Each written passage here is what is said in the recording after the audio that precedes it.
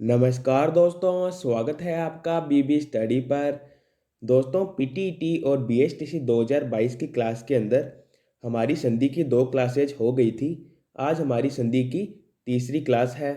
दोस्तों, क्लास को शुरू करने से पहले यदि आप इस चैनल पर नए हैं तो चैनल को सब्सक्राइब कर लेना, क्योंकि दोस्तों इस चैनल पर आपको पीटीईटी और बीएसटीसी 2022 की नियमित तरीके से तैयारी करवाई जाएगी।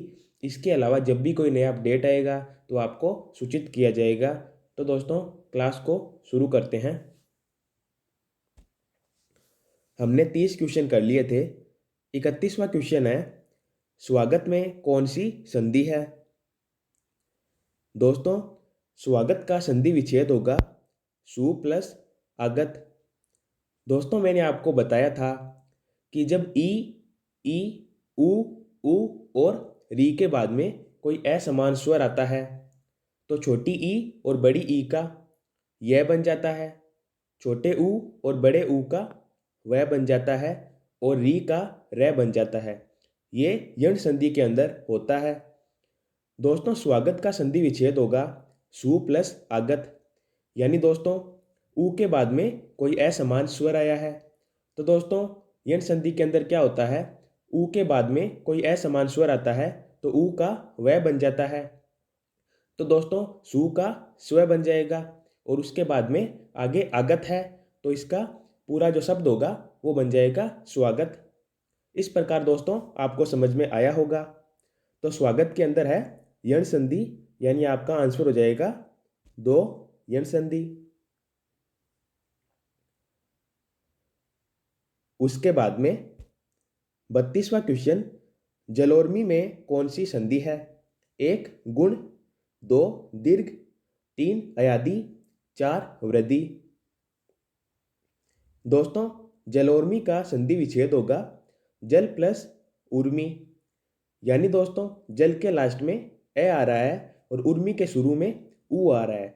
जब दोस्तों ए और आ के बाद में छोटा ऊ या बड़ा ऊ आता है तो दोनों को मिलाने पर ओ बन जाता है। दोस्तों, ये गुण संधि के अंदर होता है, तो आपको समझ में आ रहा होगा। इसके अंदर ए के बाद में ऊ आया है तो ओ बन जाएगा और जलोर्मी हो जाएगा। तो दोस्तों इसके अंदर होगा गुण संधि, तो आंसर हो जाएगा 1 गुण संधि। दोस्तों, जलोर्मी का संधि विच्छेद होगा जल प्लस उर्मी। तो आपको क्लियर हुआ होगा। उसके बाद में 33वां क्वेश्चन, व्यर्थ में कौन सी संधि है। दोस्तों, व्यर्थ के अंदर भी यण संधि है। मैंने आपको अभी बताया था व्यर्थ का संधि विच्छेद होगा वी प्लस अर्थ। दोस्तों, जब छोटी ई और बड़ी ई के बाद में कोई असमान स्वर आता है तो छोटी ई और बड़ी ई का यह बन जाता है। ये यण संधि के अंदर होता है। तो दोस्तों वी प्लस अर्थ होगा इसका संधि विच्छेद, और वी का क्या होगा दोस्तों, आधा वह और ई बना सकते हैं वी की जगह, और ई का यह बन जाता है तो वी प्लस अर्थ होगा और वी का बन जाएगा व्यय। तो व्यय प्लस अर्थ होने पर व्यर्थ हो जाएगा। तो दोस्तों इसके अंदर यण संधि होगी। आपको समझ में आया होगा।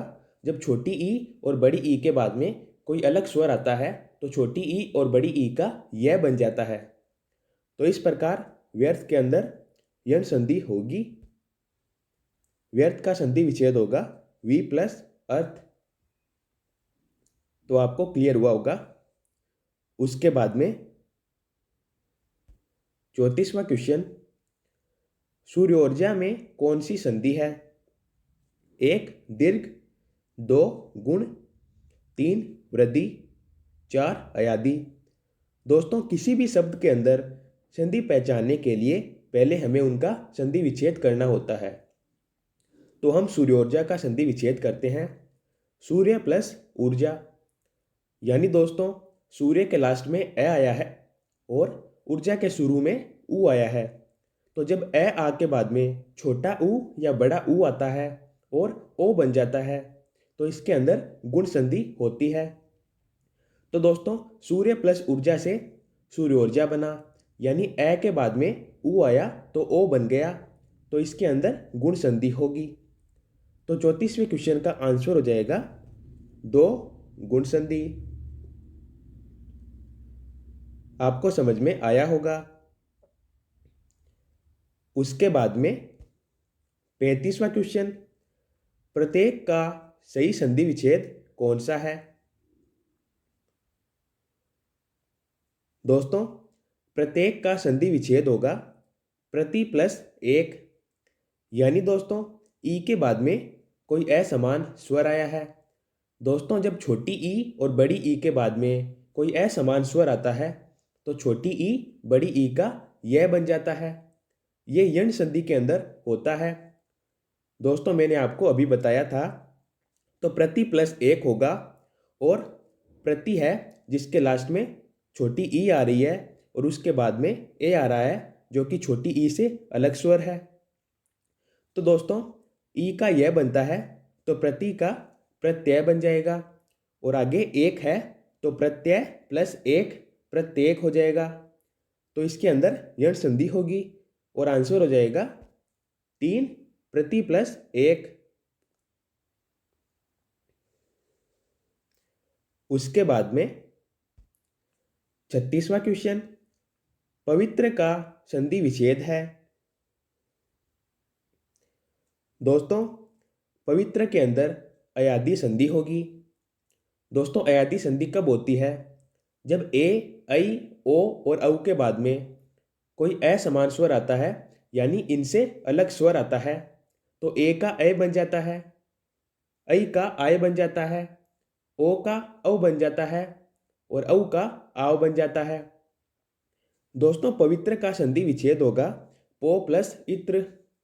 यानी दोस्तों, ओ के बाद में कोई असमान स्वर आया है तो दोस्तों ओ का औ बन जाएगा। तो पो प्लस इत्र से पवित्र बन जाएगा क्योंकि दोस्तों ओ का औ बनता है। तो पो का पौ बन जाएगा और पौ प्लस इत्र पवित्र हो जाएगा। तो इस प्रकार दोस्तों इसके अंदर अयादी संधि होगी और आपका चौथा ऑप्शन एकदम करेक्ट हो जाएगा। आंसर हो जाएगा 4 पो प्लस इत्र। उसके बाद में 37वां क्वेश्चन, चंद्रोदय में कौन सी संधि है? 1 गुण, 2 दीर्घ, 3 यण, 4 वृद्धि। दोस्तों, चंद्रोदय का संधि विच्छेद होगा चंद्र प्लस उदय। यानी दोस्तों, चंद्र के लास्ट में ए आ रहा है और उदय के शुरू में उ आ रहा है और दोनों को मिलाने पर ओ हो रहा है। तो इसके अंदर गुण संधि होगी क्योंकि दोस्तों जब ए और आ के बाद में छोटा ऊ और बड़ा ऊ आता है और दोनों को मिलाने पर ओ बन जाता है तो वहाँ पर गुण संधि होती है। तो दोस्तों, चंद्र प्लस उदय को मिलाने पर चंद्रोदय हो रहा है यानी ओ की मात्रा आ रही है तो यहाँ पर गुण संधि हो जाएगी। तो आंसर हो जाएगा 1 गुण संधि। उसके बाद में 38वां क्वेश्चन, अभ्युदय शब्द में कौन सी संधि है? दोस्तों, अभ्युदय का संधि विच्छेद करने पर होगा अभि प्लस उदय। यानी दोस्तों अभि के लास्ट में ई आ रहा है और उदय के शुरू में उ आ रहा है। यानी दोस्तों जब छोटी ई और बड़ी ई के बाद में कोई असमान स्वर आता है तो छोटी ई और बड़ी ई का यह बन जाता है। ये यण संधि के अंदर होता है। तो दोस्तों अभ्युदय का संधि विच्छेद होगा अभि प्लस उदय। तो इसके अंदर यण संधि होगी और दोस्तों अभि का क्या हो जाएगा? अव्यय हो जाएगा क्योंकि दोस्तों छोटी ई और बड़ी ई का यह बनता है तो अभि का बन जाएगा अव्यय और आगे उदय जोड़ने पर हो जाएगा अभ्युदय। इस प्रकार दोस्तों 38वें क्वेश्चन का आंसर हो जाएगा 3 यण संधि। आपको क्लियर हुआ होगा। इसका संधि विच्छेद होगा अभि प्लस उदय और अभि का बनेगा अव्यय क्योंकि ई का यह बनता है और आगे उदय है तो अभ्युदय बन जाएगा। उसके बाद में 39वां क्वेश्चन, दयानंद में प्रयुक्त संधि का नाम है? ए गुण संधि, बी दीर्घ संधि, सी व्यंजन संधि, डी यण संधि। दोस्तों दयानंद का संधि विच्छेद होगा दया प्लस आनंद। यानी दोस्तों आ के बाद में आ रहा है और दोनों को मिलाने पर आ ही बन रहा है। तो दोस्तों ये दीर्घ संधि के अंदर होता है, क्योंकि दीर्घ संधि के अंदर जब ए और आ के बाद में वापिस ए और आ आता है तो दोनों को मिलाने पर आ बन जाता है। तो दोस्तों दयानंद के अंदर दीर्घ स्वर संधि होगी और इसका संधि विच्छेद होगा दया प्लस आनंद। तो 39वें क्वेश्चन का आंसर हो जाएगा बी, दीर्घ स्वर संधि। उसके बाद में 40वां क्वेश्चन, पर्यावरण शब्द का संधि विच्छेद कौन सा है? दोस्तों पर्यावरण का संधि विच्छेद होगा परि प्लस आवरण। यानी दोस्तों इसके अंदर यण संधि होगी, क्योंकि जब छोटी ई और बड़ी ई के बाद में कोई असमान स्वर आता है, इनसे कोई अलग स्वर आता है, तो छोटी ई और बड़ी ई का यह बन जाता है। तो परि प्लस आवरण होगा। तो दोस्तों परि का हो जाएगा पर्याय, क्योंकि ई का यह बनता है, तो परि प्लस आवरण का हो जाएगा पर्यावरण। दोस्तों यण संधि के अंदर ई का यह बनता है तो परि का पर्याय बन जाएगा और आगे आवरण है तो पर्यावरण हो जाएगा। इस प्रकार पर्यावरण के अंदर यण संधि होगी और आंसर हो जाएगा 3, परि प्लस आवरण। आपको क्लियर हुआ होगा। उसके बाद में 41वां क्वेश्चन, दयानंद में प्रयुक्त संधि का नाम है। दोस्तों ये क्वेश्चन तो अभी हमने किया था। दयानंद का संधि विच्छेद होगा दया प्लस आनंद। यानी दोस्तों आ के बाद में आ रहा है तो दोनों को मिलाने पर आ ही बन जाएगा, तो इसके अंदर दीर्घ स्वर संधि होगी। तो आंसर हो जाएगा बी, दीर्घ स्वर संधि। उसके बाद में 42वां क्वेश्चन, सदैव में प्रयुक्त संधि का नाम है। दोस्तों सदैव का संधि विच्छेद होगा सदा प्लस एव। यानी दोस्तों जब ए और आ के बाद में ए या ऐ आती है तो दोनों को मिलाने पर ऐ हो जाती है। ये वृद्धि संधि के अंदर होता है। दोस्तों सदैव के अंदर वृद्धि संधि होगी, क्योंकि दोस्तों आ के बाद में ए आ रहा है और दोनों को मिलाने पर ऐ बनना चाहिए, जो कि इसके अंदर सदैव में बन रहा है, तो इसके अंदर वृद्धि संधि होगी। दोस्तों इसके अलावा बात करें तो जब किसी शब्द के ऊपर दो मात्रा होती है तो वहाँ पर 90% केसेज के अंदर वृद्धि संधि ही होती है, तो आप ये भी ध्यान में रख लेना। दोस्तों वृद्धि संधि स्वर संधि का एक पार्ट है। मैंने आपको संधि के फर्स्ट पार्ट के अंदर बताया था कि स्वर संधि के 5 भेद होते हैं, उनमें से एक वृद्धि संधि होती है। तो 42वें क्वेश्चन का आंसर हो जाएगा बी, स्वर संधि, क्योंकि वृद्धि संधि स्वर संधि का एक भेद है। तो आपको समझ में आया होगा। उसके बाद में 43वां क्वेश्चन, निम्नांकित में से कौन सा शब्द वृद्धि संधि का उदाहरण नहीं है? दोस्तों सदैव तो वृद्धि संधि का उदाहरण है। सदैव का संधि विच्छेद होगा सदा प्लस एव। यानी आ के बाद में ए आ रहा है और ऐ बननी चाहिए, जो कि इसके अंदर बन रही है। जलोद के अंदर भी वृद्धि संधि होगी और दोस्तों प्रमोदार्य के अंदर भी वृद्धि संधि होगी। मैंने अभी आपको बताया था कि किसी भी शब्द के ऊपर जब दो मात्रा आती है तो वहाँ पर वृद्धि संधि होती है। दोस्तों सदैव, जलोद और प्रमोदार्य तीनों के ऊपर ही दो मात्रा है, तो यहाँ पर वृद्धि संधि होगी। और दोस्तों गुरूपदेश है, इसके अंदर दीर्घ स्वर संधि होगी, क्योंकि गुरूपदेश का संधि विच्छेद होगा गुरु प्लस उपदेश। यानी दोस्तों ऊ के बाद में वापिस ऊ आ रहा है तो दीर्घ ऊ बनना चाहिए, जो कि इसके अंदर बन रहा है। तो दोस्तों इसके अंदर दीर्घ स्वर संधि होगी। तो 43वें क्वेश्चन का आंसर हो जाएगा सी, गुरूपदेश। आपको समझ में आया होगा। दोस्तों जब छोटे ऊ और बड़े ऊ के बाद में वापिस छोटा ऊ या बड़ा ऊ आता है तो दोनों को मिलाने पर बड़ा ऊ बन जाता है, ऊ का दीर्घ हो जाता है। तो इसके अंदर गुरूपदेश आपका आंसर हो जाएगा। चलते हैं 44वें क्वेश्चन की ओर। 44वां क्वेश्चन, निम्न में से दीर्घ संधि युक्त पद कौन सा है? दोस्तों, महर्षि का संधि विच्छेद होगा महा प्लस ऋषि, इसके अंदर गुण संधि होगी। देवेंद्र का संधि विच्छेद होगा देव प्लस इंद्र, इसके अंदर भी गुण संधि होगी। सूर्योदय का संधि विच्छेद होगा सूर्य प्लस उदय, इसके अंदर भी गुण संधि होगी।